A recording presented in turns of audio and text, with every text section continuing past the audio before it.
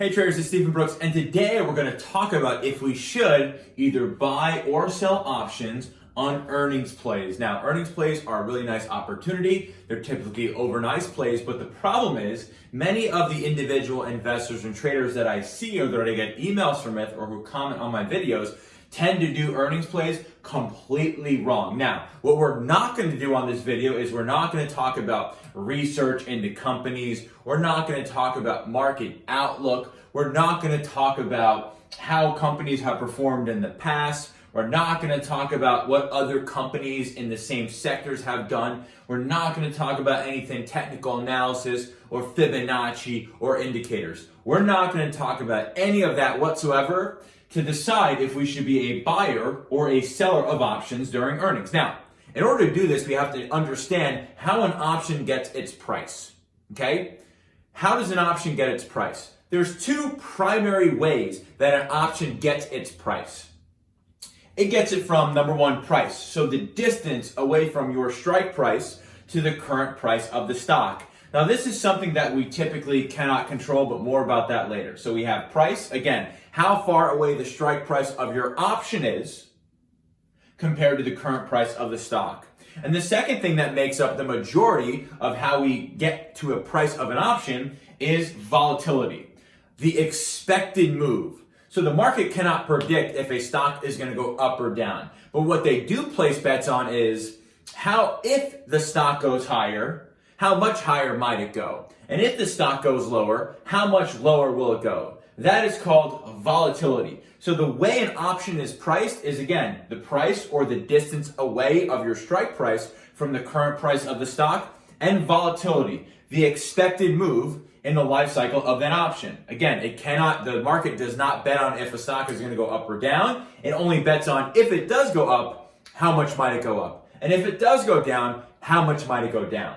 So, using these two things and nothing else, no Fibonacci's or whatever, we can determine with very clear understanding if we should be a buyer or seller of options. Now, understand that when it comes to earnings, what ends up happening? Well, we have these earning announcements. There is a little bit of fear. There's a little bit of unknown. There is a little bit of anxiety that goes into earnings. We don't know what the numbers are. But as soon as we get those numbers from our earnings announcement, all of a sudden those unknowns, those anxieties, or those fears go away because we actually know the facts. The market doesn't like uncertainty, but they can deal with bad facts. The market can deal with bad facts. So what ends up happening is stocks, specifically volatility, will rise a little bit into earnings. Why? Because earnings are these binary events that talk about how the company did in the previous quarter and what their outlook is going to be for not only the next quarter, but for the next year as an example.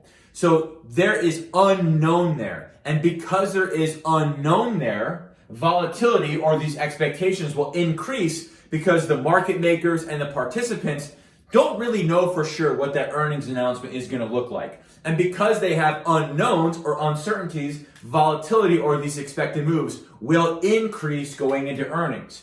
Then what happens overnight, immediately following the earnings announcement, that fear and that anxiety goes away. So what happens is you have this increase of implied volatility going up into earnings, and as soon as that earnings announcement happens, boom, implied volatility goes down. Why? Because the unknowns that made implied volatility go higher into the earnings announcement are now knowns, even if they are good or even if they are bad. And because of that, volatility decreases every single time because there are less unknowns from that binary event. So how can that give us a clue whether we should be a buyer or a seller of options in earnings? Well, when it comes to the pricing of options based off of earnings, we can figure that out. Now, whether the price of the stock after earnings goes up or down is not something that we can really control or we can really plan for. It's not something, okay? There are times, and I'm sure many of you out there have seen this, where a company has a very good earnings announcement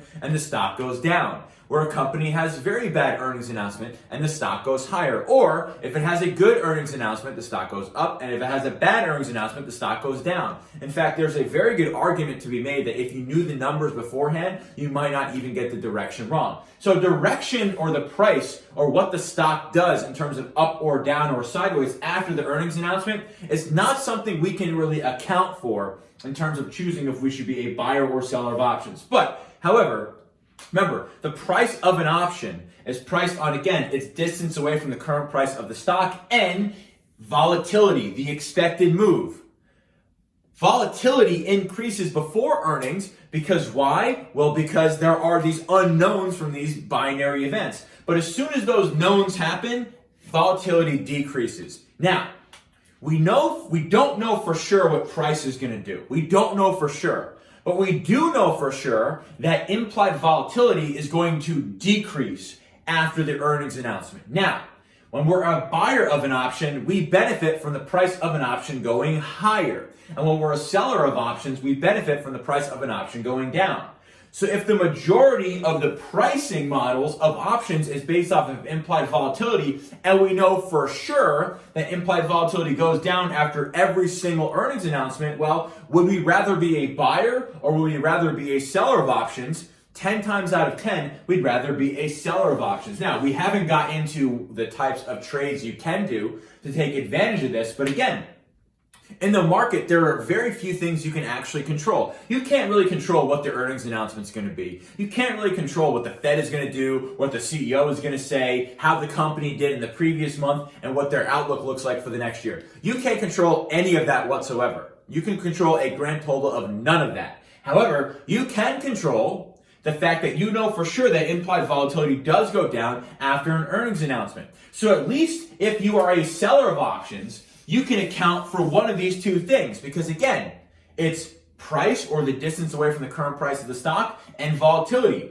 We cannot account for price at all when it comes to earnings. We cannot account for that whatsoever. No one has been able to do that, and anyone who tells you that, they're lying. However, we can always account for the fact that volatility is going to decrease after earnings, and that becomes an opportunity for us. So if we had to choose between buying or selling options into earnings, 10 times out of 10, I would always choose selling options. Why? Because we can't account for price, but we can account for the fact that volatility is going to go down. And when volatility goes down, the price of an option goes down, and that only benefits sellers, not buyers. So again, we were able to come up with something that is very tangible and very realistic, that is backed by a ton of data, that has nothing to do with Fibonacci's, earnings reports, sector growth, none of that. It's just being very logical, very simple, and being able to add the odds in your favor. So again, folks, if you're someone who is out there and maybe you're buying options on earnings, of course, sometimes you will make money, but you're actually choosing to have as many cards stacked against you as you can. But if you are a seller of options, you are at least choosing to stack the odds in your favor much more than if you're a buyer of options into earnings.